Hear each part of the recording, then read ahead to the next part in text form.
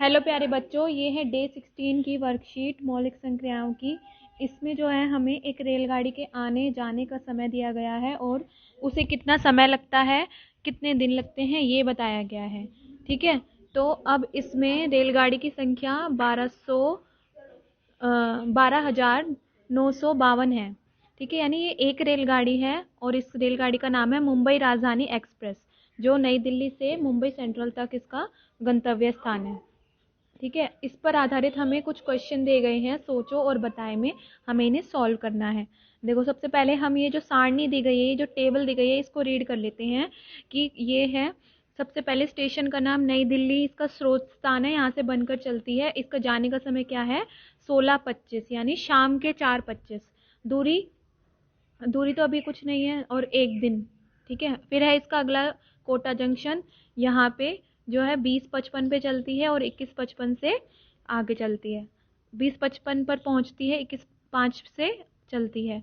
यहाँ पर जो है रात के 12 बजने के बाद जो 2 मिनट होते हैं और तब पहुंचती है, और उसके बाद 5वें मिनट पर चल पड़ती है। फिर यहाँ पर जो रात को 3 बजते हैं, 3:24 पर चलती है, पहुंचती है और 3:34 पर चल पड़ती है। 4:58 पर सूरत पहुंचती है और 5:03 पर चल पड़ती है।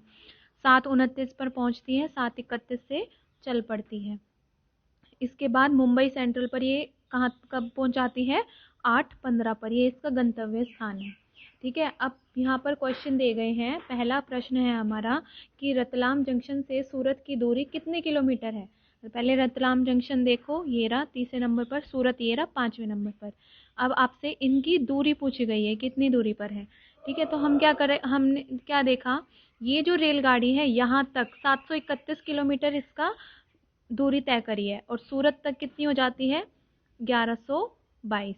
ठीक है, तो हमारे पास दो तरीके हैं कि पहले हम क्या करें, ये देखो, या तो हम 1122 में से डायरेक्ट 731 घटा दें, तो हमें क्या मिलेगा, 391। या फिर ऐसे भी कर सकते हैं कि पहले हमने वडोदरा और रतलाम जंक्शन के बीच की दूरी निकाली, तो इसमें से जब हमने इसको घटाया, 993 में से हमने 731 को घटाया, 262 आया, और 1122 में से 993 को घटाया तो 129 आया। इन दोनों को जोड़ दिया तो हमें क्या मिला, 391। या फिर डायरेक्ट आप कर सकते हो, सूरत तक पहुंची रेलगाड़ी ने कितना डिस्टेंस कवर किया, 1122, और रतलाम पर कितना था, 731। तो 2 में से 1 गया 1, 12 में से 3 गए 9, यहाँ बच जाएगा 0, 10 में 7 गए 3, 391। ठीक है, अगला देखते हैं।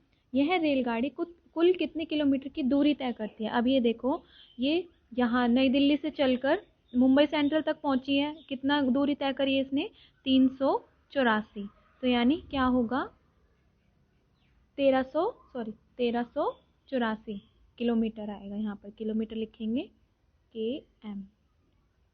अब ये देखो, किन दो लगातार स्टेशनों के बीच की दूरी सबसे अधिक है।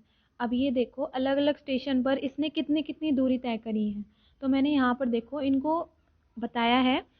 अगर नई दिल्ली से कोटा जंक्शन की दूरी आपको देखनी है, आप क्या करोगे, 465 में से पहले वाली दूरी घटा दोगे। 465 में से 0 हो जाएंगे 465। अब 731 में से 465 घटाएंगे, कितना मिलेगा हमें, 286।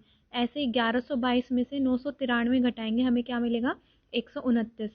ऐसे ही 1355 में से 1122 घटाएंगे, 233। 1384 में से 1355 घटाएंगे, कितना आएगा, 29 किलोमीटर। अब ये देखो, ये हमने हर लगातार स्टेशनों के बीच की दूरी निकाल दी है। तो सबसे ज़्यादा किस में आ रहा है, कौन सी सबसे बड़ी संख्या है, 465। यानी नई दिल्ली और कोटा जंक्शन के जो ये दो स्टेशन हैं, इनके बीच की दूरी सबसे अधिक है, सबसे ज़्यादा है। अगला देखते हैं। सोहन का टिकट रतलाम जंक्शन से 9 तारीख का है, बताएं उसे रेलगाड़ी पकड़ने के लिए 8 तारीख की रात को स्टेशन जाना चाहिए या 9 तारीख की रात को। सबसे पहले हम यहाँ देखते हैं, रतलाम जंक्शन में गाड़ी यहाँ पर पहुँचती है रात के 12 बजने के बाद, जब 2 मिनट हो जाते हैं तब पहुँचती है। ठीक है, और कितने बजे चलती है, जब 5 मिनट हो जाते हैं। तो सोहन का टिकट अगर 9 तारीख का है, इसका मतलब वो 9 तारीख को ट्रैवल कर सकता है, 9 तारीख को सफ़र कर सकता है। तो उसे 8 की रात को जाना पड़ेगा ना। 8 की रात को जाएगा तो 8 की रात के जब 12 बजेंगे उसके बाद 2 मिनट होंगे, तब रतलाम जंक्शन पर गाड़ी आएगी, तब वो जाएगा। और तब उससे अगले दिन जो यहाँ पर से 9 तारीख स्टार्ट हो जाएगी और 9 तारीख तक वो अपना सफ़र तय करेगा। तो 8 तारीख की रात को उसको स्टेशन पर पहुँच जाना चाहिए। अगला है 5वें पे, सूरत स्टेशन पर रेलगाड़ी कितने मिनट रुकती है। अब आप ये देखो, सूरत स्टेशन पर रेलगाड़ी 4:58 यानी जो सुबह के 4:58 है तब पहुंचती है और 5:03 पर चल पड़ती है। अब आप यहाँ से काउंट करो, 58 से 5 मिनट, 5 बजने में कितने मिनट होंगे, 2 मिनट ये हो गए। 4 से 5 का 1 घंटा हो गया और 3 मिनट ये हो गए। तो कितना हुआ, 2 और 1 3 मिनट, 2 और 3 5, 5 मिनट 1 घंटा, 1 घंटा 5 मिनट। या फिर आपको अगर टाइम वाली कैलकुलेशन आती है तो 5 3 में से आपको 4:58 घटाने होंगे। ठीक है, तो 4:58 घटाने के लिए हम क्या करेंगे, ये 3 है 3 मिनट, तो यहाँ पर क्या हो जाएगा,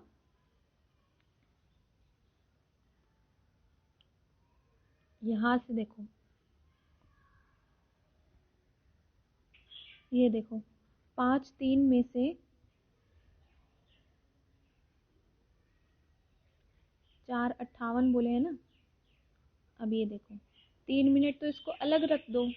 ठीक है, यहाँ पर जो है ये अगर इसको दे दे तो 60 मिनट हो जाएंगे और ये 2 मिनट हो गए। तो 3 और 2 5, 5 मिनट ये हो गए और यहाँ पर का 1 घंटा हो गया। ठीक है, तो 1 घंटा और 5 मिनट ऐसे आएगा ये।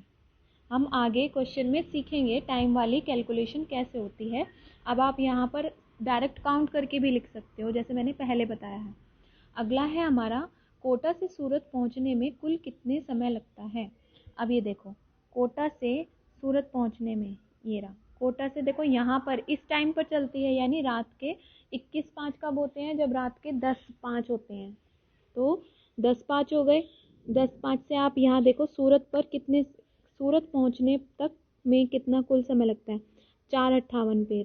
तो रात के 10:05 से चली चली वो 4:58 पर करती है। अब यहाँ से देखो 10:05 से 11:05, ठीक है, 11:05 से 12:05, 12:05 से 1:05, 1:05 से 2:05, 2:05 से 3:05 और 3:05 से 4:05।